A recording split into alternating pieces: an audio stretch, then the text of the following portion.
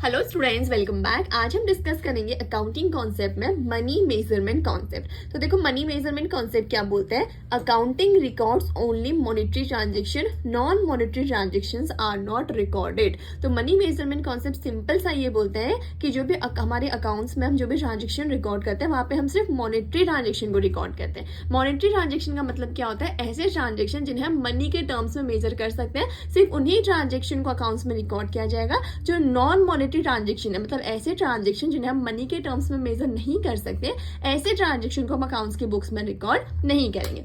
जैसे से for example, एक बिजनेस है, उसने वो ओन करता है ₹10,000 of cash and 600 kg of raw material. अब ऐसे कुछ एग्जांपल्स आपको मिलेंगे क्वेश्चंस में। आपको देखना होगा कि कौन से मॉनेटरी ट्रांजेक्शन है, कौन से नॉन मॉनेटरी ट्रांजेक्शन है, किन्हें रिकॉर्ड करना चाहिए और किन्हें रिकॉर्ड नहीं करना चाहिए। तो मॉनेटरी क्या हो सकता है? देखो, अगर बिजनेस के पास 10,000 रुपीज कैश है तो मैं इसे मनी के टर्म्स में मेजर कर सकती हूँ ना, बिल्कुल। तो इसको हम क्या करेंगे? अकाउंटिंग बुक्स में रिकॉर्ड कर देंगे। क्यों रिकॉर्ड करेंगे? क्योंकि ये मॉनेटरी नेचर का ट्रांजेक्शन है। वैसे ही लेट्स सपोज आपको एक और एग्जांपल से समझाती हूँ।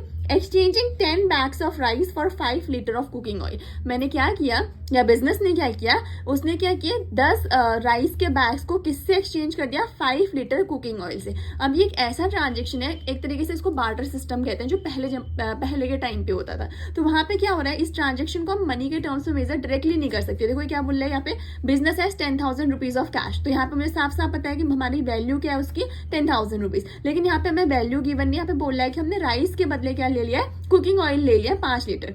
ठीक है, तो ये एक ऐसा ट्रांजेक्शन है जिसे हम क्या कंसिडर करते हैं कि ये नॉन मॉनेटरी ट्रांजेक्शन है। और जो भी ऐसे ट्रांजेक्शन होंगे जो नॉन मॉनेटरी नेचर के होंगे, जिन्हें हम मनी के टर्म्स में मेजर नहीं कर पाएंगे, उनको हम क्या करेंगे? अकाउंट्स की बुक्स में रिकॉर्ड नहीं करेंगे। तो सिंपल सा फंडा है, मॉनेटरी ट्रांजेक्शन को हम अकाउंटिंग बुक्स में रिकॉर्ड करेंगे, नॉन मॉनेटरी ट्रांजेक्शन को अकाउंटिंग की बुक्स में रिकॉर्ड नहीं करेंगे। यही आपका मनी मेजरमेंट कॉन्सेप्ट बोलता है।